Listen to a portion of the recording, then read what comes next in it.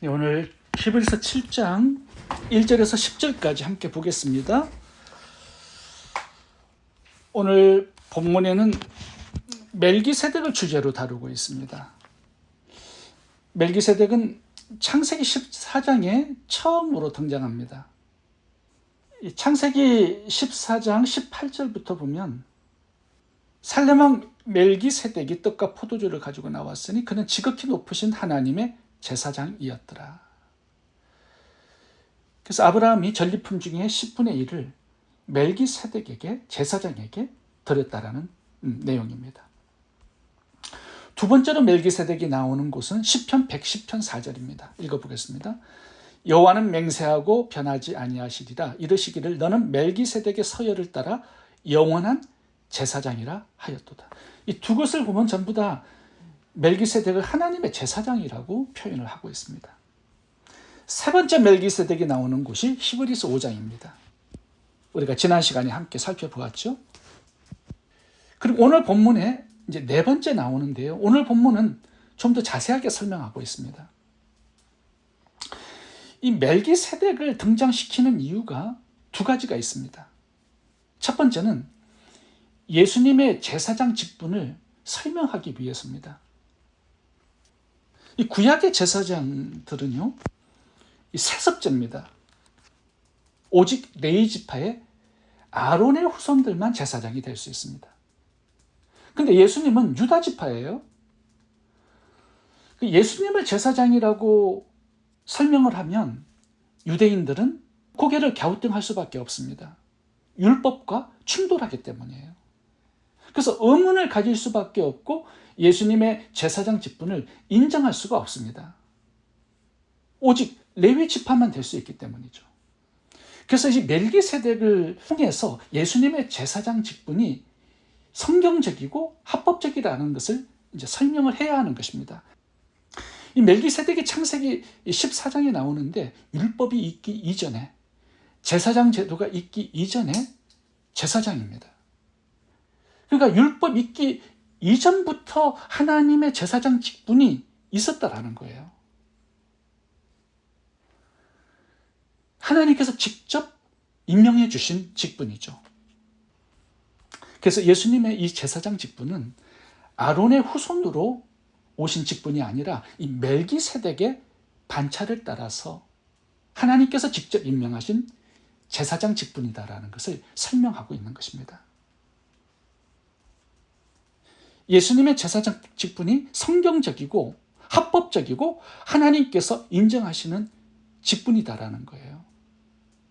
그래야만 예수님의 이 속죄 사역과 영원한 제사장으로서의 제사함의 사역이 합법성을 가질 수 있게 되는 것입니다. 유다 지파이기 때문에 예수님은 제사장이 될 수 없다라는 이 잘못된 생각을 하지 말라는 말씀을 하고 있는 것이죠. 두 번째 멜기세덱을 등장시키고 있는 이유는 제사장이신 예수님의 사역이 무엇인지를 알려주기 위해서 그렇습니다. 제사장으로서 예수님의 사역이 오늘 본문에 세 가지로 나오는데요. 예수님의 사역이 무엇인지 살펴보겠습니다. 첫 번째, 제사장으로서 예수님의 사역은 죄인을 의롭게 하는 사역입니다. 이 의로움, 이게 예수님의 제사장으로서의 첫 번째 사역이에요. 1절을 읽어보겠습니다. 이 멜기세덱은 살렘 왕이요 지극히 높으신 하나님의 제사장이라. 여러 왕을 쳐서 죽이고 돌아오는 아브라함을 만나 복을 빈 자라. 아브라함이 모든 것의 10분의 1을 그에게 나누어 주니라. 그 이름을 해석하면 먼저는 의의 왕이요 그 다음은 살렘 왕이니 곧 평강의 왕이요. 이 멜기세덱의 명칭이 나옵니다. 먼저는 의의 왕이라고 소개하고 있습니다. 예수님이 멜기세덱의 반차로 이 땅에 오신 제사장입니다. 다시 말하면 이 멜기세덱의 사역을 이어받아서 예수님도 의의 왕이라는 뜻이에요. 이 의로움은요, 죄를 처리한 다음에 오는 것이 의로움입니다. 죄가 있는 것은 불의라고 말하는 거죠. 죄를 처리함으로 주어지는 축복이 의로움인 것입니다. 예수님의 사역이 자기 백성들의 죄를 처리하고 의롭게 하는 사역이다라는 거 말씀하고 있는 것입니다. 구약의 인간 제사장과 제사장으로서 예수님의 사역에는 공통점이 하나 있습니다. 죄인들의 죄를 처리하는 사역이에요. 근데 굉장히 큰 차이점이 하나 있죠. 구약의 제사장들도 죄를 처리하지만 그들의 속죄 사역은 일시적입니다. 잠시 죄를 덮는 거예요. 구약의 제사장들이 죄인들이 가져오는 이 짐승을 잡습니다. 먼저는 머리에 안수하기 위해서 죄를 전가시키죠. 그리고 죽여서 그 피를 가지고 번제단에 바르고 뿌립니다. 그래서 죄인들의 죄를 처리해서 그들을 의롭게 해요. 하나님과의 관계를 회복시켜 주는 겁니다. 그런데 이것이 온전하고 영원하지 못하기 때문에 계속 반복해야 돼요. 왜 구약의 제사장들의 속죄 사역이 완전하지 못했을까요? 왜냐하면 짐승의 피를 가지고 드리는 속죄 사역이기 때문에 그런 것입니다.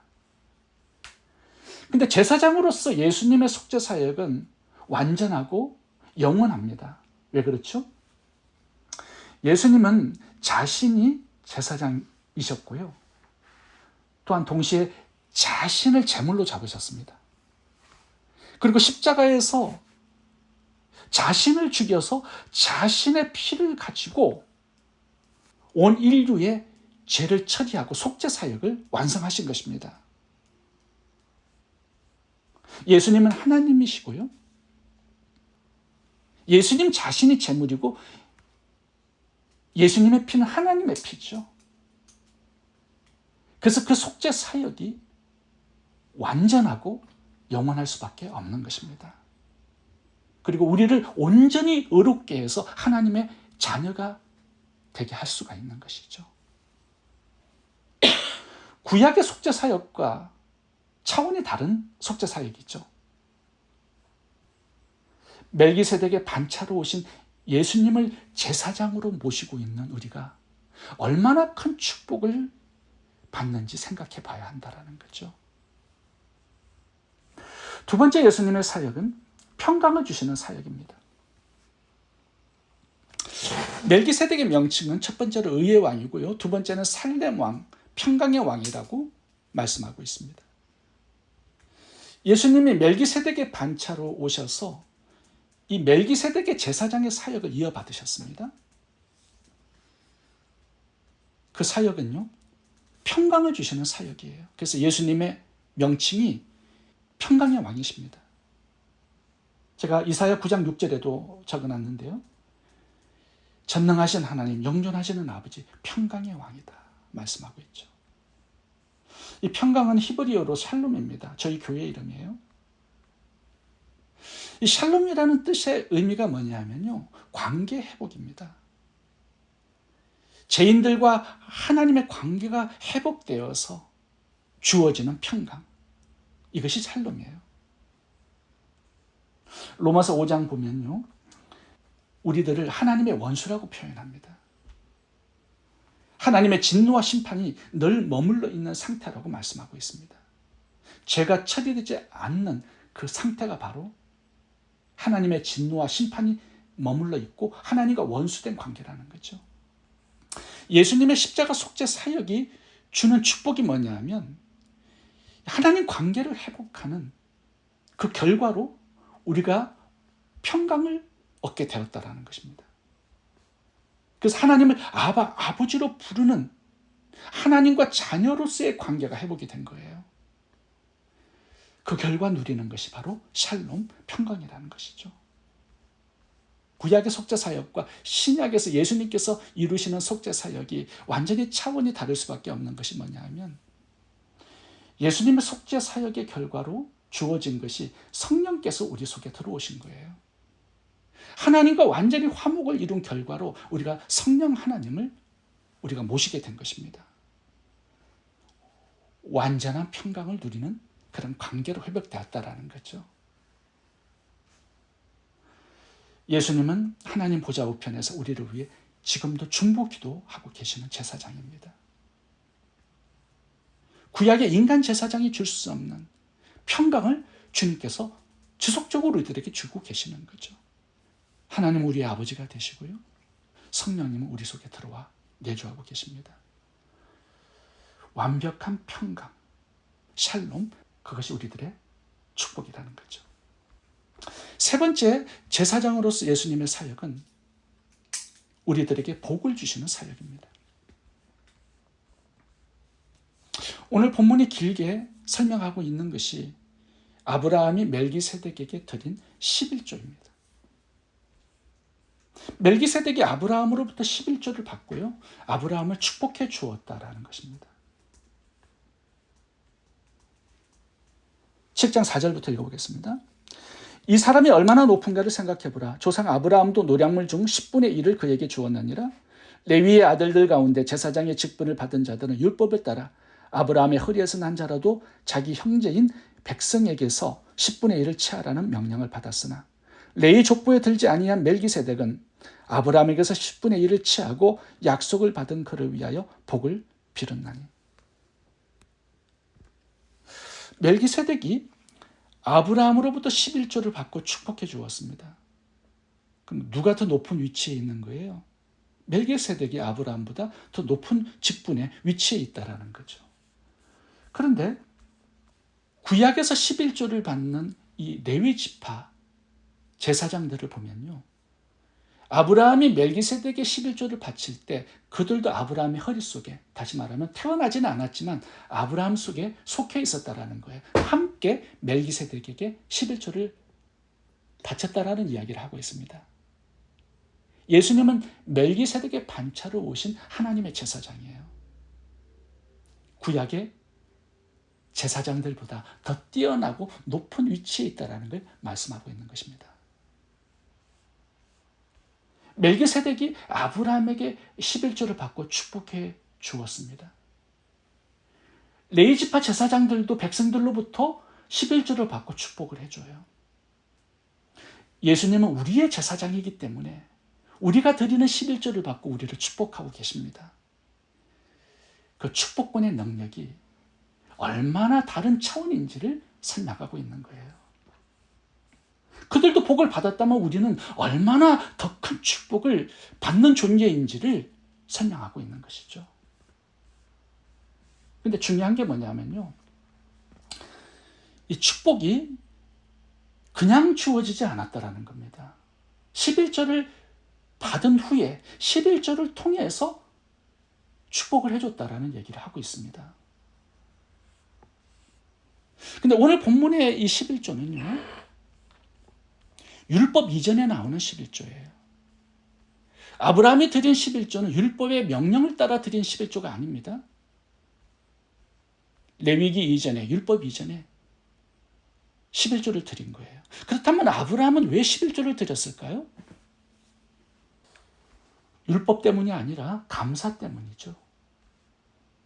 아브라함이 318명의 종들을 데리고 나가서 고둘라 오멜, 북방의 4개의 연합군을 싸워서 이기고 돌아왔습니다. 모든 포로들을 다 이끌고 왔고요, 전리품들을 챙겨왔습니다. 아브라함은 이 전쟁의 승리가 자신의 전략이나 능력이나 힘으로 주어지지 않았고 하나님의 은혜로, 하나님의 도움으로 주어졌다라는 것을 분명히 알았습니다. 그것을 신앙 고백하고 인정해 드린 것이 바로 11조라는 것이죠. 하나님, 당신은 나의 주인이십니다. 이 신앙 고백을 11조를 통해서 드린 거예요. 하나님, 내가 수고하고 땀을 흘려서 이 승리를 내가 이룬 것이 아닙니다. 하나님이 함께 하셨고 하나님이 도와주셨고 하나님께서 이길 수 있는 힘을 주셨기 때문에 내가 승리했고 이 전리품들을 취할 수 있었습니다. 하나님 감사합니다. 이것이 하나님의 은혜입니다. 11조를 통해서 하나님을 인정해드리고 신앙 고백을 드린 것입니다. 하나님은 이것을 굉장히 기뻐하시고 아브라함에게 복을 주셨다는 거죠. 구약의 11조의 개념도 마찬가지예요. 하나님의 은혜를, 하나님의 도우심을 신앙 고백으로 11조를 드린 겁니다. 생각해 보세요. 하나님 비를 내려주시지 않는다면 추수할 수 있을까요? 하나님이 건강을 주시지 않았다면 밭에 추수를 거둘 수 있었을까요? 황충을 금해주지 않으셨다면 열매는 주어지지 않았을 겁니다. 11조는 나의 얻음과 나의 소득이, 나의 열매가 하나님으로부터 주어졌다라는 것을 신앙 고백하는 것입니다. 그래서 11조는 돈을 드리는 게 아니라 나의 신앙 고백을 드리는 것입니다. 하나님을 인정하고 하나님께 감사하는 자에게 하나님은 기쁨으로 더 풍성하게 되돌려 주실 것입니다. 잠언서 3장에 보시면 내 재물과 내 소산물의 처음 익은 열매로 여호와를 공경하라 이렇게 말씀합니다. 그리할 때 하나님께서 우리들에게 풍성하게 더 많은 것으로 채워주시겠다라고 약속하고 있는 거죠. 말라기 3장도 마찬가지입니다. 황충을 검해주시고 복을 쌓을 곳이 없도록 부어주시고 열매가 기한 전에 떨어지지 않게 하시고 너의 땅을 가꾸어 아름답게 해주심으로 모든 이방인들이 우리를 복되다라고 인정할 수 있도록 그렇게 하나님께서 역사하시겠다라는 거죠. 이것이 제사장으로서 예수님께서 우리들에게 하시는 사역입니다. 풍성하게 복되게 우리 인생의 미래를 인도해 주시겠다라는 것이죠. 예수님의 제사장 직분은요, 아론의 인간 제사장 직분보다 더 탁월하고 더 뛰어나고 영원합니다. 예수님은 의의 왕이시고 평강의 왕이시고 우리들에게 복을 주시는 왕이십니다.